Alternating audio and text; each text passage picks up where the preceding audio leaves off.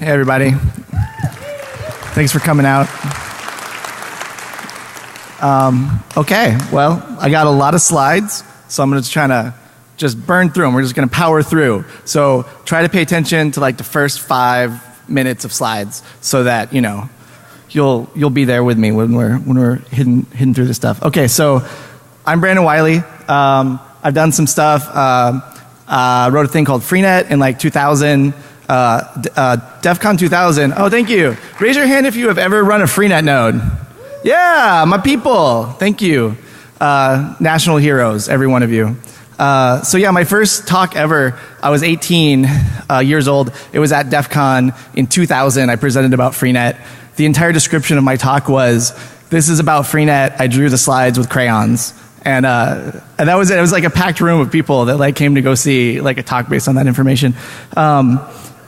And then at Black Hat, like 2003, I presented Curious Yellow, which was my superworm design that was designed to destroy the internet. Purely theoretical, as you can tell, because the internet's still here. You can read more about that in Charles Strauss has a book called Glass House, in which Curious Yellow is the thing that like destroys humanity. So that was a great moment for me when he put that in there. And then I used to work at BitTorrent. So like I was there when BitTorrent bought uTorrent, so I apologize for that.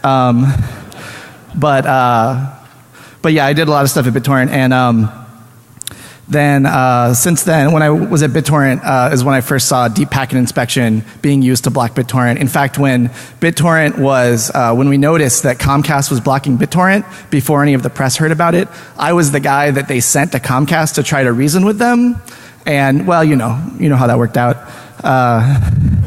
So I started doing, I've been working on, kind of anonymity stuff, and mainly kind of in the censorship resistance side of things for a long time. So I know the folks from Tor from back in the day, and I've been helping them out more recently with their new like obfuscated protocols, because Tor's being blocked in a lot of places, so they need a new protocol that's not blocked. And then finally I wrote part of a book called Peer-to-Peer for O'Reilly, like a long time ago.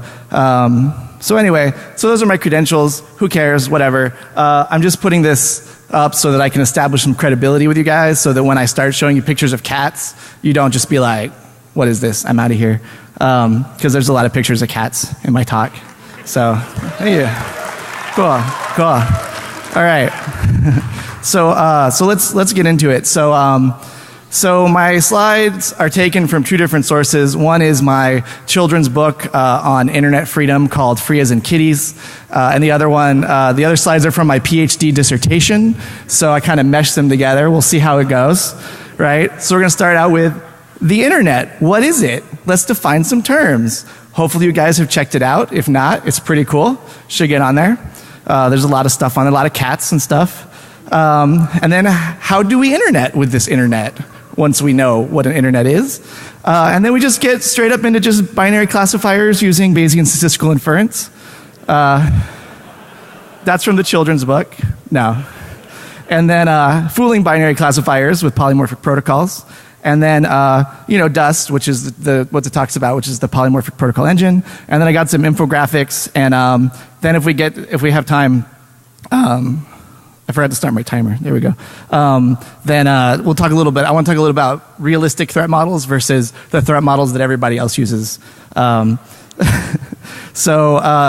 first of all, the internet. The internet, as we all know, is the greatest technological marvel of our time and the pinnacle of civilization. It's an unprecedented way to deliver pictures of cats.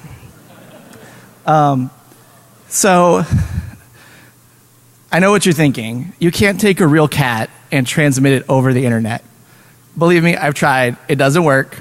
That's an analog cat. Okay, so first step is we have to turn it into pixels with what they call pixelization. So we get it pixels, and then that's a digital form that we can transmit over the internet. So if we take this exact cat, we make it into pixels. We have this. It's a pixel cat. Fun fact, if you go on Google image search and you're looking, or just on Google, and you're looking for things like 8-bit cat, pixel cat, low-res cat, you'll find a lot of OkCupid profiles of girls who live in Oakland. It's a true story.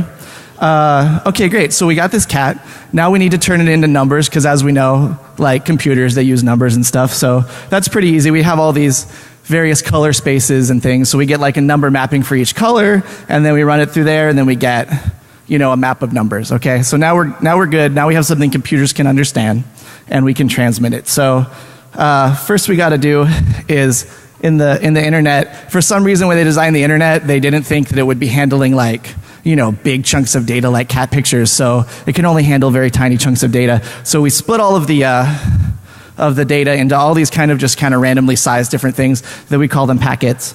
And then we transmit them over an a possibly unreliable medium, right? And then they all arrive, maybe they arrive, maybe they don't arrive at some point, and then we try to kind of copy, like cut and paste it, so I stitch them back together to get the packet.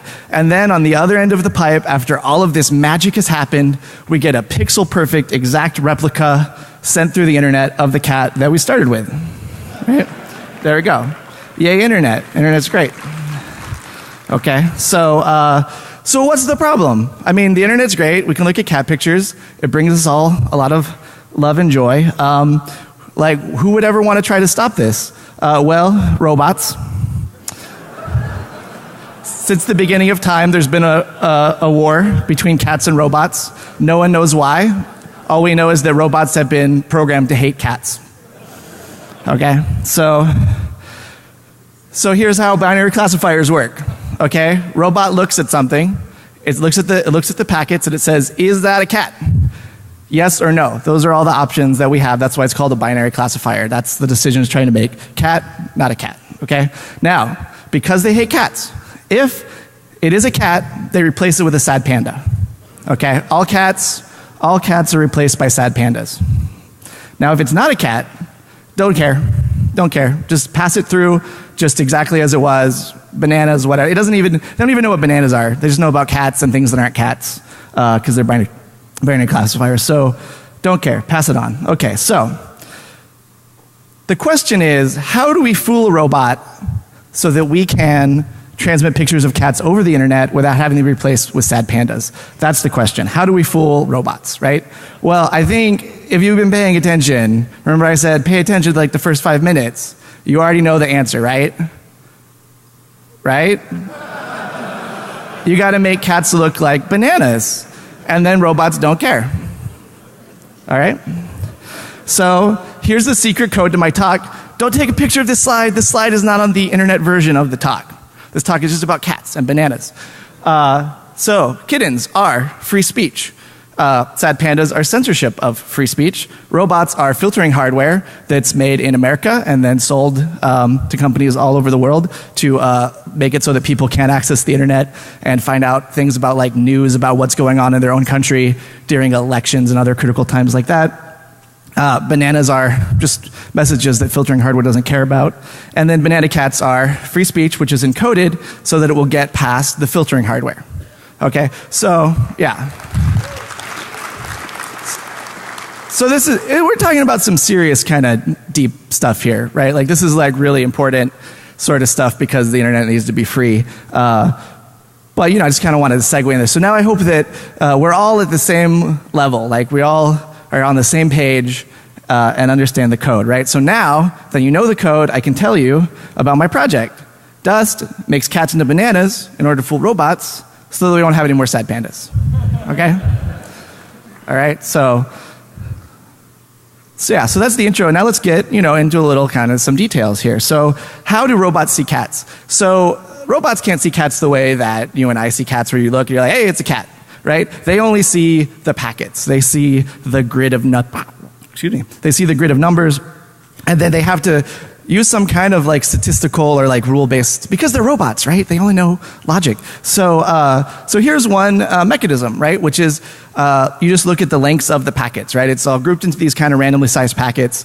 You just kind of count like the first one's like 38 numbers in it, and you say, if things are in this kind of configuration, then it must be a cat. Now this probably sounds really dumb. You think that's not gonna work. That has nothing to do with whether or not it's a cat. So we're gonna do a little audience participation test to see if you guys can classify traffic based on packet lengths, okay? Are you ready? Here we go. This is a graph of HTTP packet lengths. Now that thing on the far right side, that is not the border. That's actually a giant spike in the graph. There's a giant spike over there. If you know about TCP, that's because of the Nagel algorithm, which takes little packets and then just helpfully for you, it bundles them into big packets. So since that's not turned off in HTTP, you have kind of this spike in the largest possible size packets. Okay, now this is HTTPS. HTTPS disables the Nagel algorithm in TCP by setting the no delay option. And therefore it doesn't have that kind of, it has this like totally different statistical, like it still has, you know, a lot of like fairly big packets. It doesn't have that spike on the end. And it has kind of this other spike kind of around like 400 or so. I don't really know why. I just look at the graphs. Okay, so I have just showed you two different graphs. Now I'm going to show you a chart. I'm going to ask you if you can guess which one it is. Okay. So raise your hand if you think this is a chart of HTTP. Okay. Raise your hand if you think this is a chart of HTTPS. Okay. Congratulations, you are all robots. It was neither. It was Dust, my project, pretending to be HTTPS. So, yeah. So it did a pretty good job, right? I kind of tricked you though, because I didn't have that option of like, is this something pretending to be HTTPS? You might have picked that because that's kind of obvious choice since that's what we're talking about. So yeah, so packet lengths work as a way to determine if something is one protocol or another protocol. And the reason that we care about this is because these days the way they block the internet is they don't say, hey, you're looking at this thing that we don't want you to look at, so we're going to block it. They say, hey, you're using BitTorrent, blocked. Hey, you're using Tor, blocked. You're using SSL, blocked. You're using a VPN, blocked. They just block it by the protocol regardless of what you're doing. And that's crazy because you could be doing all kinds of things. But, you know, if they can't look at what you're doing to determine whether or not they like it, they're just going to go ahead and block it by default. And so they do it based on protocols. So like for instance, there are situations in which SSL has been totally blocked and you can only use unencrypted HTTP. Well, that's okay if you can make your traffic look like unencrypted HTTP, even if it's not, right? So yeah, so Dust removes packet length information. But it doesn't just randomize it. It randomizes it according to a target distribution of whatever you want. So you pick a protocol, and Dust will make your packet links look like that protocol. Any protocol, doesn't matter. Just give me some sample traffic. I'll sample it, and I'll make a profile, and then I'll make it look like that. So here's one of the like kind of tools that I've made for looking at deep packet inspection hardware and trying to figure out how it's doing classification so that we can you know, circumvent that classification. I made this tool called Shaper. You give it a model of a protocol, a statistical model. So for instance, like a model of like what packet lengths. It then does the trick before and makes traffic that looks like that, just infinite traffic that looks like whatever you want it to look like. And then we pass it through and we say, hey, is this such and such or not? And then we get the answers back, and then we can tell how well the different hardware is at classifying protocols. And then once we can do that, we can get better at making encodings that hide stuff from the classifiers. And so that's one of my open source tools. You can use it. If you have some hardware, you can like throw traffic at it and test it and see how it's doing classification. Okay, so second type is it just looks and says, hey, there's some statistical properties of this traffic. Like for instance, I see a whole bunch of 6s. I'm going to count the number of 6s. If there's like a bunch of 6s, then that means that it must be, you know, whatever. It must be some particular type of traffic. So here's some examples of that. So this is an English dictionary, and I looked at the probability of different bytes to occur in that dictionary, right? So the one on the far left is just new line because it was just a list of words. So don't pay attention to that. That's just, I didn't clean the data because real data is dirty. So I'm showing you the dirty data. So there's, yeah, so this is the main thing. This is lowercase letters of the alphabet, right? So you can see there's definitely a spike. To the left is a little spike, that's uppercase letters. There's a lot of uppercase letters in the dictionary, more than you would think, but a lot less than lowercase letters. So yeah, so that's clearly there's like statistical sort of stuff. If you look at like a UK English dictionary, it's a slightly different sort of thing. This is HTTP. Oh my gosh, it's the same spike. Why is that? It's because HTTP traffic actually has a lot of, you know, like ASCII letters in it as well. Like HTML elements are often lowercase letters. A little bit of a bigger spike in the uppercase letters. But yeah, so you can see this bleeds through. Like, we know that this was English HTTP traffic, or at least like HTML HTTP traffic, right? We know that this was not images because we can just look at this distribution, right? So I feel like a lot of people think that, if you kind of wrap your traffic in something, it hides it, but a lot of stuff actually bleeds through. Here's HTTPS. Oh my gosh, it has the same spike. Why does HTTPS, which is encrypted, have the same spike in English letters? It's because SSL is encrypted, but the header is not encrypted, right? And the header has a bunch of information in there that uses normal, like, English letters, like the name of the website and stuff like that, the SSL common name, as they call it. And that's how they get you with the SSL. That's how they get you with the encrypted traffic, is they look at the unencrypted headers, and then it's actually super easy to tell what protocol you're using, even if you're using an encrypted protocol, if there's an unencrypted header. So I think people have this idea, let's just encrypt everything with SSL. Well, that doesn't work because you can tell it's SSL and people just block SSL. So Dust fixes that too, right? Dust removes the statistical content information. I use this thing called reverse Huffman encoding, where I encrypt everything to make it random, and then I reverse Huffman encode it to make it not random, to make it just whatever. Like, if you say the only bytes you can use are F and A, I will give you a stream of just Fs and As that encodes your traffic. You can just whatever you want, whatever probability distribution you want, I'll make it look like that. And then final, and this is, I know you guys are going to be like, that's stupid. No one does that. But yeah, this is the most popular way of classifying traffic. You look for a sequence of bytes at a particular offset in the file, and then that's it. You see this, like, for instance, HTTP traffic, it starts with like HTTP get, HTTP post. They just look at the first 4 bytes. If it's HTTP, they classify it as HTTP traffic. That's it. And that is like 90% of all DPI classification that's like actually deployed and used for censorship is just doing that. So we remove that, right? Because that's not going to work. Along those lines, I have this other tool that I made that's part of the Dust kind of suite of tools, which is for looking to figure out what these byte sequences are, because these signatures, I call them signatures, are not public. Like, they don't want to tell you what bytes they're looking for because it would make it easy to obfuscate your traffic, right? So if you have some DPI hardware, I have this tool that will take some sample traffic and then replay it with all these different variations where it blanks out certain bytes, and then you can look at the results and you can find the exact string that they're looking for. And you could do again, you can do that for any protocol. Okay, so to break it down for you, what Dust does is, if you define a set of properties that deep packet inspection hardware is looking at to filter, and you define, like which things go in which category based on those rules, then for whatever property that is, Dust will randomize that property to remove all information, and it randomizes it according to a probability distribution to force the classification to whatever category.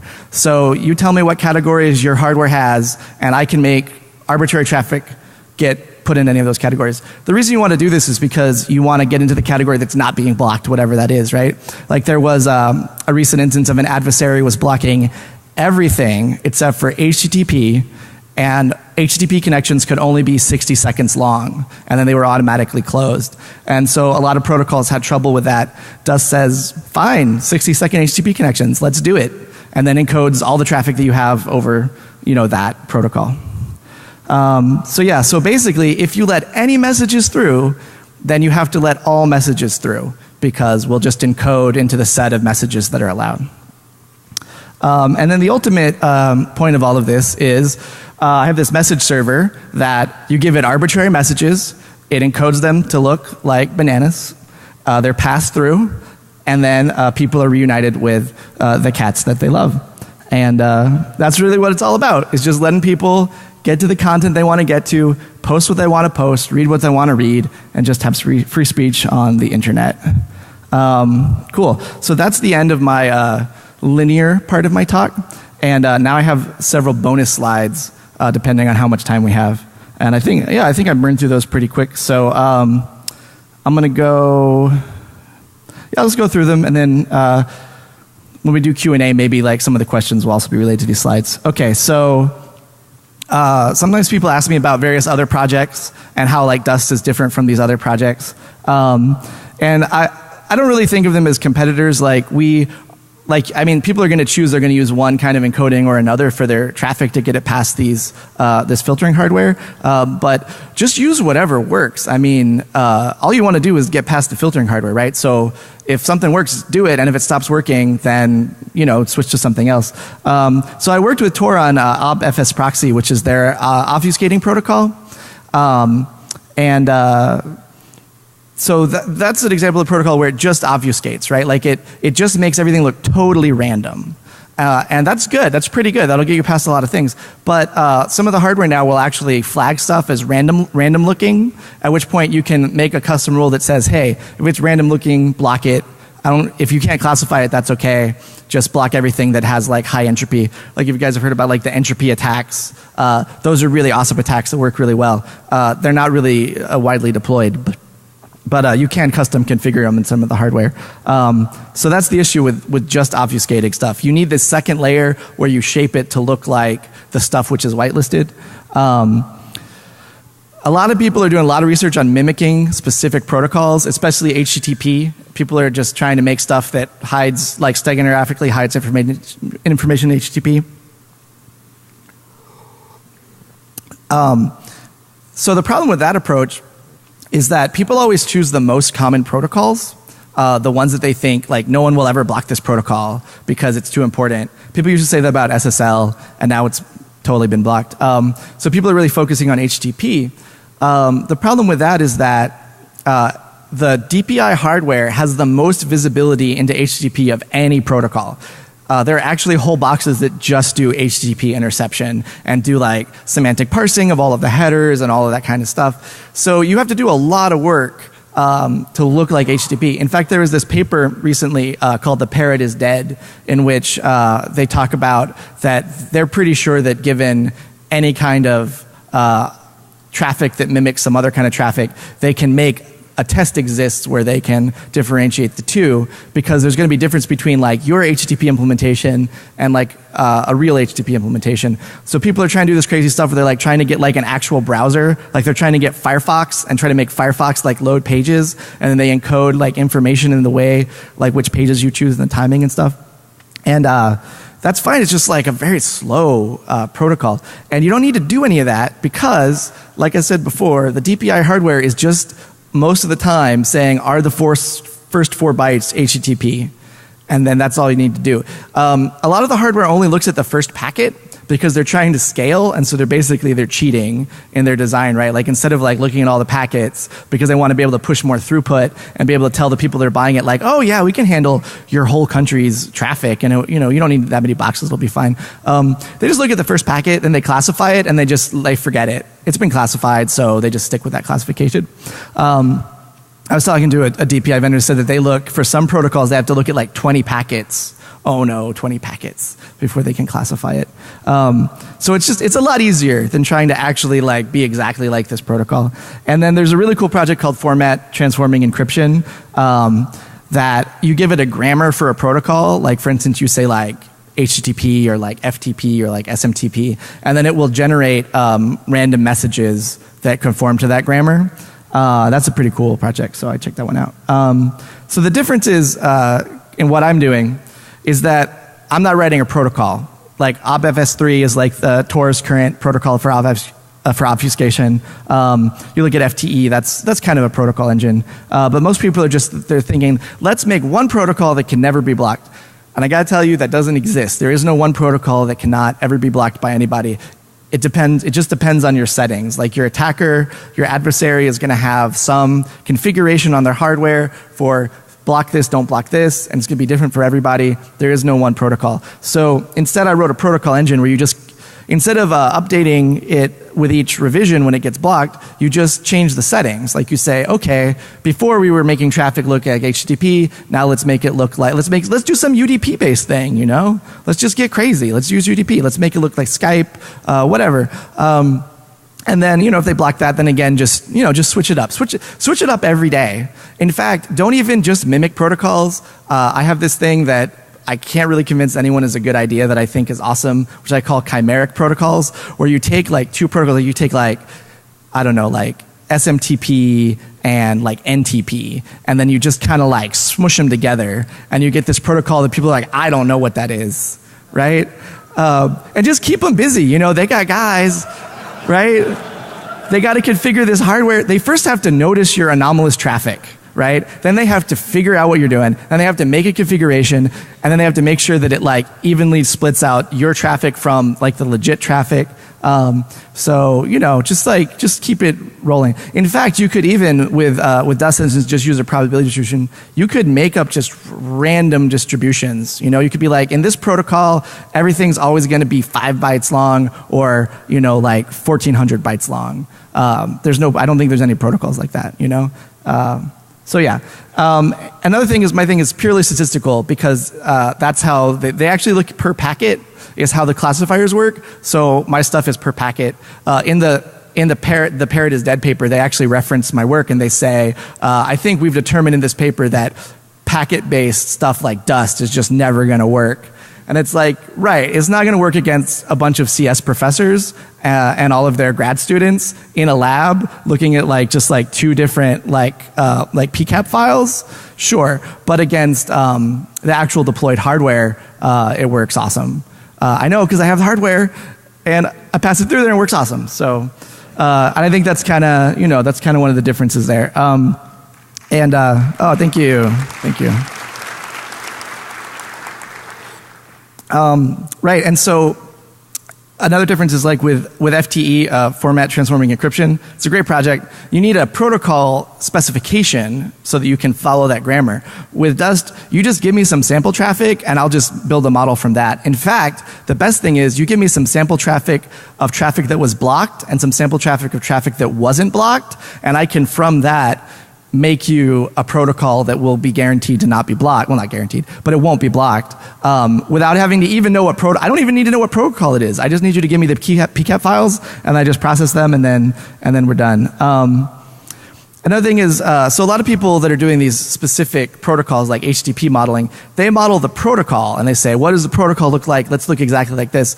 What I do is I model the filtering hardware, and I say, what does the filtering hardware think that HTTP looks like? Let's look like that, right? And then not do any more work than necessary so we get maximum efficiency while still definitely getting past that hardware, right? You give me some different hardware, I might, you know, come up with a different protocol. And I think this all comes down to like, I'm aiming for like a realistic threat model. Like I want to base my threat model on what's deployed and what's being used to censor countries. And then one more thing I just added right before the talk is that there's no shared secrets. Like everything's totally public. Like the source code is out there. You can get it, and you know, even the protocol doesn't have any kind of shared secrets or anything. So you can know that people are running Dust.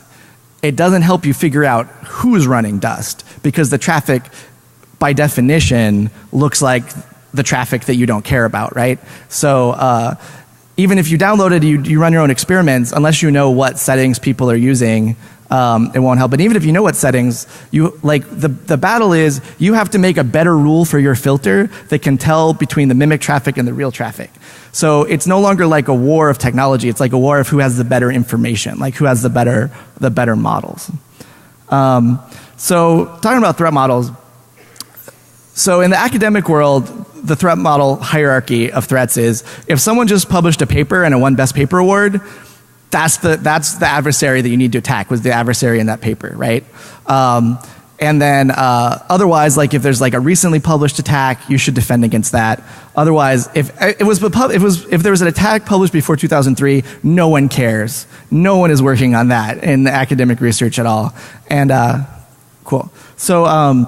So that's kind of my issue with academic stuff, is they're really good at classifying traffic in the lab. But I mean, who cares? Because until it makes it to hardware, until it's deployed, until it's being used for censorship, it doesn't really matter. I have a slide about open source threat, and I just want to say, I don't mean to offend anybody. This is my experience working on Freenet, working on an open source project, is that the biggest threats, the number one threat, is whatever you come up with that you can think of. that's like, oh, that's what I defend against because like I thought of it, and so it's like probably pretty serious attack. And then secondly is like if someone on the mailing list comes up with it, then it's pretty bad. Or if it's on Reddit, like if somebody attacks your system on Reddit, like in a Reddit thread, and they're like, your system sucks, it's totally broken, I know because I broke it because I made this attack, then that's what people defend against. And then finally, everybody always adds plausible deniability as a thing. I know we did it in Freenet, so it's like I've been there. Everybody just always thinks you got to add plausible deniability. And I think that this is a bad road to go down as well. So my threat model is based on, is this attack actually being done in the wild to censor traffic? A lot. And so that would be an example of like the static packet, the static byte sequence matching. That's like number one thing. So like if you don't defend against that, then we don't even need to talk about it. And there's actually still obfuscating protocols that begin with a magic number in the handshake. And so if you just put that magic number to the filter, then that protocol is gone. And then if you see it occasionally, that's good too. We'll do that. And then finally, if the capability is in hardware but just hasn't been used, then that's like lowest priority, but I'll still do that. And there's some like really awesome hardware. I met a lot of people actually this weekend that were telling me about some DPI hardware that sounded like totally sweet. No one's using it, but if anybody ever buys it. So one of the things about DPI hardware, it's like old, it's really old. No one ever upgrades. So a lot of these countries that are filtering, they're using like 10-year-old hardware. So that's the first thing, is like the 10-year-old hardware is the first thing that we need to prevent against. And you would be surprised the protocols that are coming out that fall instantly when thrown against 10-year-old hardware because they're reading the papers or they're going on the mailing list rather than looking at the actual hardware. Let me flip through, see if I have some more slides here. Let's see.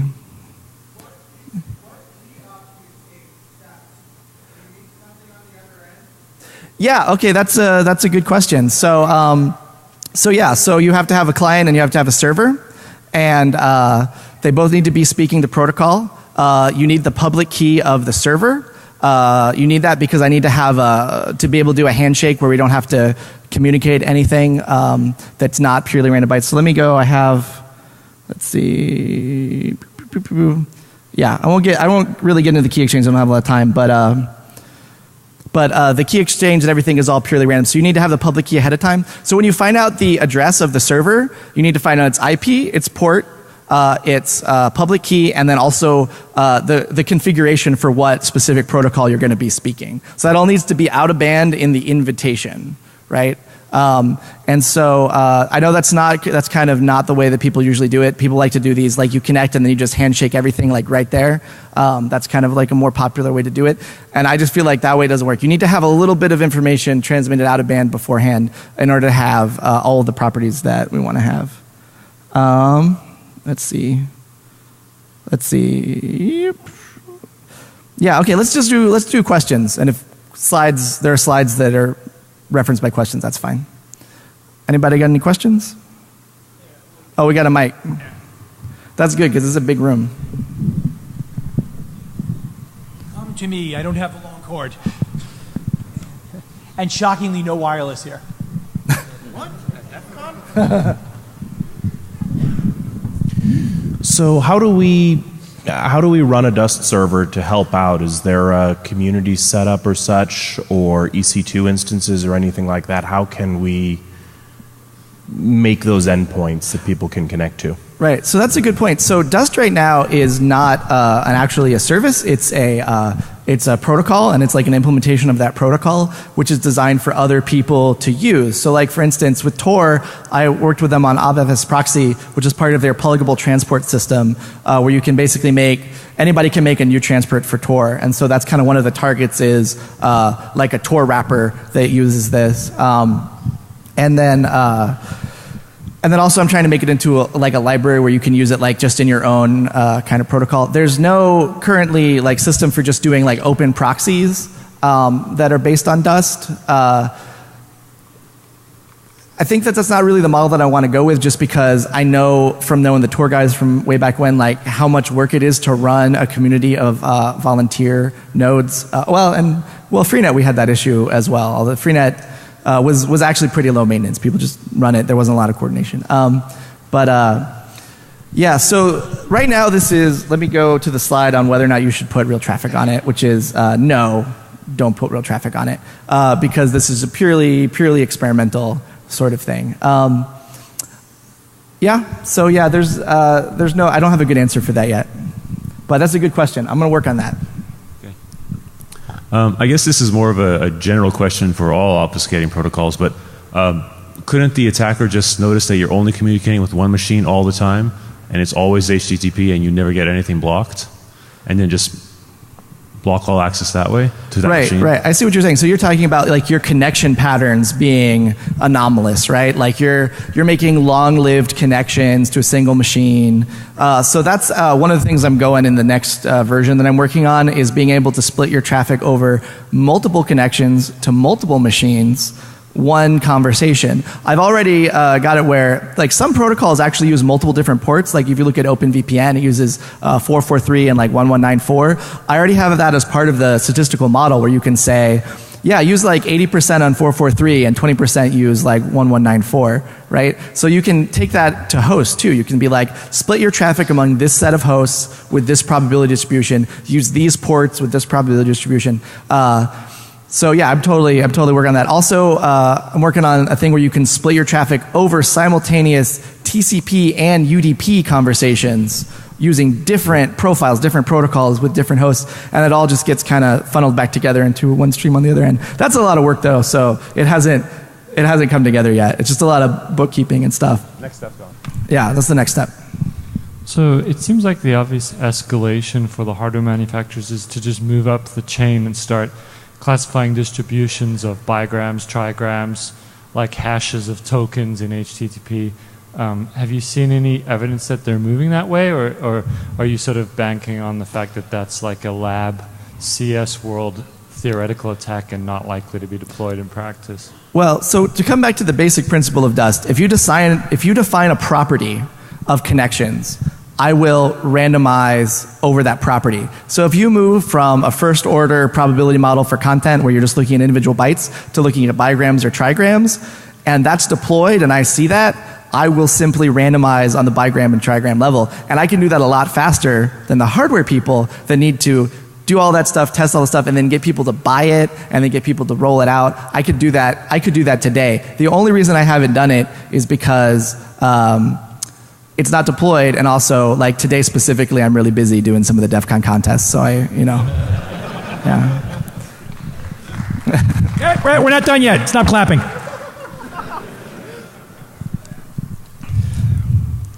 So how do you specify what's allowed through? Do you have the client email out of band some PCAP data for things that they were able to do and what they weren't able to do? What's the actual details of how that gets specified? Right. So there's kind of two parts there. There's how do I make a model of a protocol, and then how do we communicate that model to the client so they can connect to the server. So in terms of modeling the protocol, I have some tools that take PCAP files and then actually boil them down into like a statistical, like it takes out all of that individual package and just gives you the statistical model, and it makes that into like a tiny little file that you can email to somebody, and you bundle that up into what I call like an invite packet, which has the IP and the port and the protocol configuration information all in one thing. So all you need to do is tell Dust, here's my invitation, and then it will connect to the server and do everything right. And so in terms of how you make those, what I do is I have deep packet inspection hardware, and I look at what gets through and what doesn't get through. Now obviously it depends on how you configure it, like what kind of traffic you like are against. So what I do is I look at real world instances of filtering, I find out what they're using, I get that hardware, I configure it to like reproduce the reported behavior, and then that's how I try to make a realistic model. Which brings me to something I want to say about contribution. Here's a bunch of ways you can contribute. Everything's written in Haskell, and my Haskell to C is really weak, so if anybody knows Haskell to C, I could really use some help making my Haskell C bindings not suck. And then also, if anybody has any DPI hardware, that would be cool, because I have some, but I don't have it all. In particular, I need some Huawei. So if anybody's got any Huawei gear that they want to let me like send some packets through, you can help save the internet from being censored. So, you know, it's like on the DL. You're saying Huawei's like maybe a security problem there? Was that? You're saying Huawei is a potential security risk? Oh, for my project? No, in general. In general, I wouldn't say in general. I mean, they have good stuff. They have good stuff. They're really good at filtering stuff. So I don't know if my stuff works against Huawei or not because I don't have a Huawei box. Yeah. Anyway, more questions. Do you think if it's possible to put a deobfuscatory client in the filter so the message can be decrypted, automatically? Yeah, we can use a key, exchange there, but the protocol, is relatively more constant than that. So if we just reverse engineer the protocol, reverse engineer my protocol? Uh-huh. Oh, you don't need to reverse engineer it. You can just download the source code. So it's like, it's right there, Yeah, I was thinking, just to put just trying to put a defense mechanism in the filter. Mm-hmm. So just things can be automatically decrypted to, just like put a client in the filter. So you can put a client in the filter. So you can understand the meaning of what has been passed through. I don't totally understand your question, so let's talk after, and then I'll get it. You mentioned some academic work which sort of questioned whether in the long run your protocol can fundamentally work because eventually they can adapt to your protocol. Can you please give more details about it? So that was the Parrot is Dead paper in which they say that packet-based approaches to obfuscation won't work because they've already got some stuff that they have done where they look at like the whole connection and then they're able to classify stuff a lot better, which makes sense, right? Like if you're not looking at one packet, if you're looking at all of the packets, you have a lot more information that you can use to classify. So yeah, sure, that's true. Here's the thing though. If you are looking at the whole sequence of all of the packets, unless you delayed, well, not even then. That means you passed them. That means you passed the packets onto the server, and then you got responses, and you recorded the whole conversation, and then you classified it. I won in that case, right? The message got through. Now, maybe you had to burn that IP. Maybe that IP is blocked now, and you got to go to a new IP because they said, oh, you're doing crazy stuff, so we're going to block it. That's already a problem, right? That's already a problem that Tor deals with all the time, which is you got to churn through new IPs all the time. So I consider victory to be any time that I get the message through. I don't care about anything else. I don't care about people reading the messages. I don't care about them decrypting the messages if it's afterwards and they couldn't use that information to block the packets. So we just have different, I think, goals. The academic people are like, can we classify traffic, yes or no? And my question is, can they block the traffic, which they do through classification? Okay, so this will be the last question. If anyone else wants to talk to our man here, we're going to take him over to the Chill Out Cafe. So one more. Okay, only one more, so I'll make it count. Can you multiplex traffic across multiple protocols and multiple endpoints is the first part. And the second part is, are you IPv6 ready? So good questions. The first part, that is in the next version I'm working on, is multiplexing over multiple protocols, multiple IPs, multiple ports, and also between TCP and UDP, which nobody's doing, so I think that's cool. Most people just don't like UDP. I don't know why. It's rad. And IPv6 ready. It's funny you say that. The first version of Dust was IPv6 only, and people had to talk me down from that. They had to be like, look Brandon, like people don't have IPv6. I'm like, well, they better get it. So the new version, thank you, yes, IPv6 is cool. So the new version, I actually have just done IPv4, but I'm going to add IPv6 obviously because actually one of the best way to avoid deep packet inspection is use IPv6 because they haven't gotten around to implementing most of the stuff for IPv6. Another great thing you could do is there's a thing called Torito, which is like IPv6 over IPv4 UDP with like built-in hole punching and stuff, and it's like really sweet. It's actually built into Windows 7, so if you have Windows 7, you already have it. You can just go to IPv6 addresses. That's another thing where they just like don't know what that traffic is. So you just use that and then everything's fine. There's a lot of cool little shortcuts to getting your traffic past the filters by just using use a weird protocol, stuff like that. All right, thank you. So yeah, I'd be happy to talk to everybody. See you guys at the Q&A room, or if you just see me around, you know, let's hang out. Let's get a beer. Invite me to some parties. Cool. Thank you.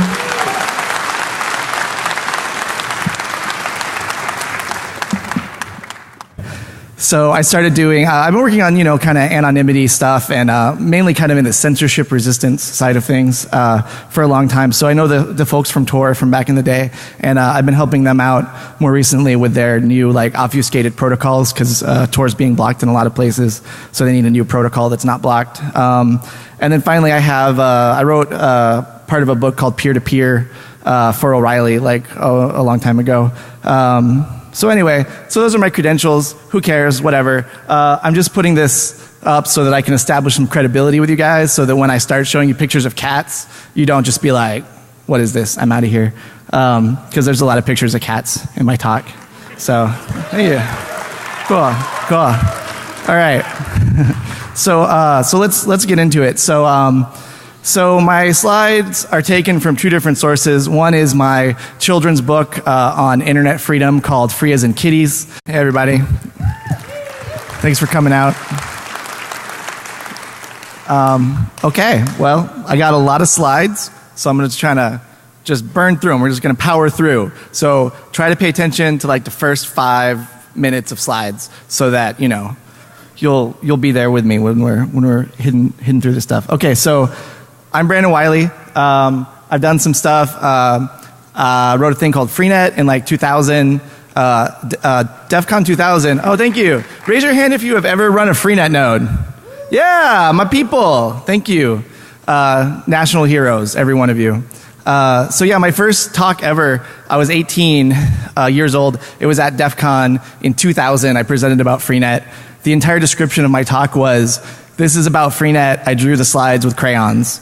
And that was it. It was like a packed room of people that like came to go see like a talk based on that information. And then at Black Hat, like 2003, I presented Curious Yellow, which was my superworm design that was designed to destroy the internet. Purely theoretical, as you can tell, because the internet's still here. You can read more about that in Charles Strauss has a book called Glasshouse, in which Curious Yellow is the thing that like destroys humanity. So that was a great moment for me when he put that in there. And then I used to work at BitTorrent. Like I was there when BitTorrent bought uTorrent, so I apologize for that. But yeah, I did a lot of stuff at BitTorrent, and then since then, when I was at BitTorrent, is when I first saw deep packet inspection being used to block BitTorrent. In fact, when BitTorrent was, when we noticed that Comcast was blocking BitTorrent before any of the press heard about it, I was the guy that they sent to Comcast to try to reason with them. And well, you know how that worked out. Yeah. So first of all, the internet. The internet, as we all know, is the greatest technological marvel of our time and the pinnacle of civilization. It's an unprecedented way to deliver pictures of cats. So I know what you're thinking. You can't take a real cat and transmit it over the internet. Believe me, I've tried. It doesn't work. That's an analog cat. Okay, so first step is we have to turn it into pixels with what they call pixelization. So we get it pixels, and then that's a digital form that we can transmit over the internet. So if we take this exact cat, we make it into pixels, we have this. It's a pixel cat. Fun fact, if you go on Google image search and you're looking, or just on Google, and you're looking for things like 8-bit cat, pixel cat, low-res cat, you'll find a lot of OkCupid profiles of girls who live in Oakland. And the other slides are from my PhD dissertation, so I kind of meshed them together. We'll see how it goes, right? So we're going to start out with the internet. What is it? Let's define some terms. Hopefully you guys have checked it out. If not, it's pretty cool. Should get on there. There's a lot of stuff on it, a lot of cats and stuff. And then how do we internet with this internet once we know what an internet is? And then we just get straight up into just binary classifiers using Bayesian statistical inference. That's from the children's book. No. And then fooling binary classifiers with polymorphic protocols. And then, Dust, which is what it talks about, which is the Polymorphic Protocol Engine. And then I got some infographics. And then if we have time, I forgot to start my timer. There we go. Then we'll talk a little bit. I want to talk a little about realistic threat models versus the threat models that everybody else uses. So